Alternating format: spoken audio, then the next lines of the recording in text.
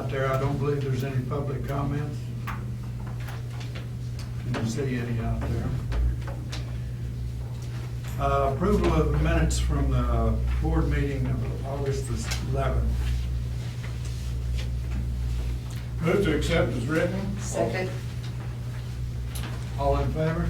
Aye. Okay. Item number 4, discussion of the airport manager's report and the monthly financials. Okay, and right before we get started on that, just want to, been asked to remind members that they cannot take action on any item as names are posted as action items. I was asked to say that by Randall, since he's not here. They're all discussion items. They're all discussion items. He said it looked real light, the agenda did. I don't understand that. You mean, Say. we don't require Randall to be in this meeting to have action items. Oh, no, that's not what he meant. No. That's what I'm No. trying to get to the bottom. No. No, He just doesn't want us they are to add any. discussion That's items, right, so okay. we're not to act on them. Okay, that works for me. Here's his email. Already had that figured out. Maybe I misspoke. Here's his No, I email. just wanted to make sure we were all clear on that. Washing some airplanes. Okay, first thing on my manager's report is the hangar development. Just wanted to bring you up to date on the hangar 20B and 20C. I kind of gave you a little bit of review last month. Ron Jewell has done his obstruction evaluation, so he's on his way. That he's filed with the FAA. That's usually 30 to 45 days. He's given me his ASN number, aeronautical study number, so now in a couple weeks I'll be able to check on that with a friend of mine in the evaluation analysis department out there with the FAA.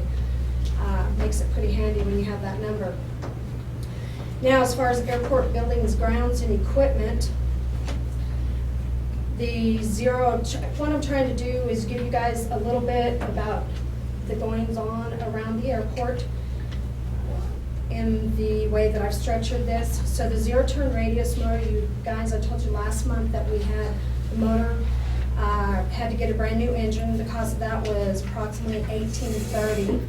$1,830. It carries a 90-day warranty. It also, when it was returned to us, it does need some minor maintenance. Benny over there at Waterworks, who does all the maintenance over there, he came over and gave us a little one-on-one with Coit and I, just some things that we need to pay attention to, some preventive maintenance stuff, which was really nice. And we took that all, wrote it all down. Coit and I have been working hard on that. We'll need 6 new deck wheels and a shroud. We're going to be ordering that pretty quick, and we'll have a good piece of equipment. The equipment maintenance logs, again, we have brought those up and reorganized them for all the equipment, and this is just to accomplish a better way of tracking all the 50-hour, the 100-hour, 300-hour. This has to do with your brush hog, your tractors, your zero-turn, everything that we use, all the equipment. That allows us to be more conscientious of our equipment and to make it last longer. In doing so, we also had a gentleman come down from OU at the airport that I used to work at. It's been in supervising landscape for many years. Came down, spent the better part of the day with us, going over all of the equipment. Really neat. Found out a lot of neat information. Coit and I, we had a lot of good information from him. Found out that the John Deere tractor that we have right now, it's with the brush hog that's on the back of it, is a 15-foot. It's the old tractor, the open. It's got the 15-foot brush hog on it. It's got 2 hoses on it. So we get the brand new tractor with the finish mower on it, and it's for smaller, to finish. It's just what it's called, finish mower. Looking at both of those, we can utilize this brush hog a lot better if we take the 15-foot brush hog off of the older one and stick it on that new one. The thing that we have to do is right now, being that it's on the old one, there's 2 hoses on the back of this 15-foot brush hog, which allows us to raise it and lower it. Then if we raise it and keep raising it, both those the bat wing raises up. We have no mobility to lift one or the other. So we can't utilize that to its fullest. So what we want to do is move it from one tractor over to the other one. The new tractor has that extra third connection. We get the extra hose. I don't know what the cost is, but we're gonna go ahead and take, excuse me, we're gonna take care of that and transfer that over to the other one. That's gonna allow us to cover more territory and be able to drop that bat wing down and cover some of this over on Taxiway Alpha, some of those sunflower weeds and things that's been bothering me. It's an eyesore. And hit the brush before it becomes trees. Yeah. Yes, yeah, and that particular brush hog, it will do about that big around. It's a medium, it's not the large, but it's medium, so it will take down trees that large. So we have not been utilizing it to its fullest, but we have to learn the equipment too. Once I get that all hooked up, this friend of mine is gonna come back out. He'll be with me. Of course, he's not gonna be driving because he's not covered or anything. I will be. He's gonna be teaching. And I've driven him before, but he's got all the tricks, so it'll be really neat. Coit and I are gonna take some instruction from him once we get that hooked up. It'll be really beneficial to us all to have that. So that was kind of cool. I had to share that. I thought it was really neat. Another cost that we incurred is our lighted taxiway sign, Alpha 3. It's been out of service. Should be back in service by the end of this week. The cost of that's gonna be $650. It's a computer board. Never known a lighted sign to have a computer board on it, but this one does. This particular company, I think, has cornered the market. We can't get that computer board from anybody else. A lot of that equipment you get out on the airport pretty much is like that. So labor on that's gonna be $90 an hour. Hopefully it's gonna take a whole lot of hours. And as you know, also one of the attachments, the next thing is the Cox, number 5, the boring in conduit. I've sent everybody out an email just to give you all an idea what's going on with that. This map, just same thing that I sent along with you. They've already come down to, if you'll notice the V's on it, I guess, if you will. They've already made it all the way up. As you guys came in the entrance, you can see they've dug all the way along. They've not made it onto, I guess you could say, inside the fence yet. They will be making their way there, I'm sure, tomorrow or the next day. During this time, they did hit a gas line. That would be over, if you look at if you're looking down at this 1, 2, 3rd V on if you start from the beginning of the road, that's the best way I can describe it. Right in there, 4th V.